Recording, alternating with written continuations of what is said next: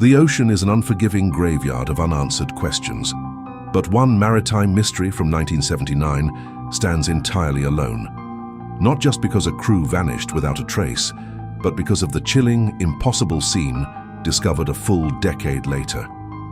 On February 11, 1979, in Hana, Hawaii, 5 friends led by 27-year-old Scott Moorman took a 17-foot Boston whaler named the Sarah Joe out for a weekend fishing trip.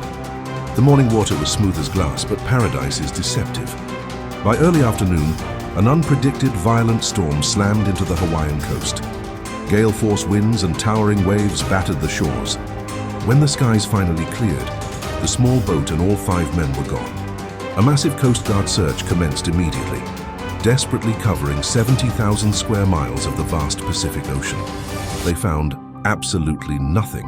No shattered debris, no floating cooler, no life jackets, and no bodies.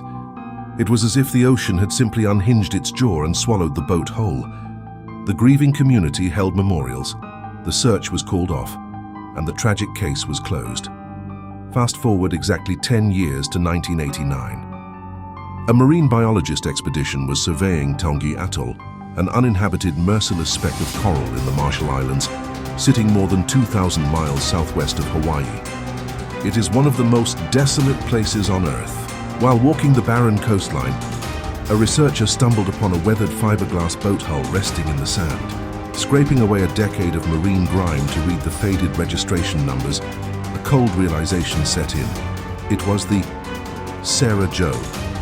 Finding a small boat that drifted 2,000 miles across the ocean is an incredible anomaly. But what the researchers found next is pure nightmare fuel. Just a few dozen yards inland, protruding slightly from a shallow mound of coral rubble, was a human jawbone. They had discovered a grave, and it was marked by a crude makeshift cross constructed from driftwood. Forensic analysis later confirmed that the skeletal remains belonged to Scott Moorman.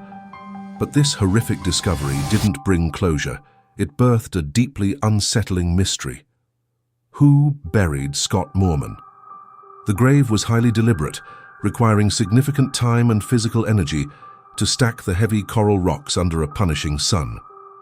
But the most bizarre detail was found hidden deep inside the grave itself. Buried alongside Scott's remains was a small stack of blank pieces of paper, perfectly separated by square pieces of tinfoil. It was an eerie, highly ritualistic burial method, matching no known cultural or maritime traditions anywhere in the world. Did Scott somehow survive the horrifying drift across the Pacific, only to perish on the unforgiving atoll? If so, who dug the shallow grave and laid the bizarre tinfoil ritual? Did a friend survive long enough to bury him, only to wander off and vanish into thin air?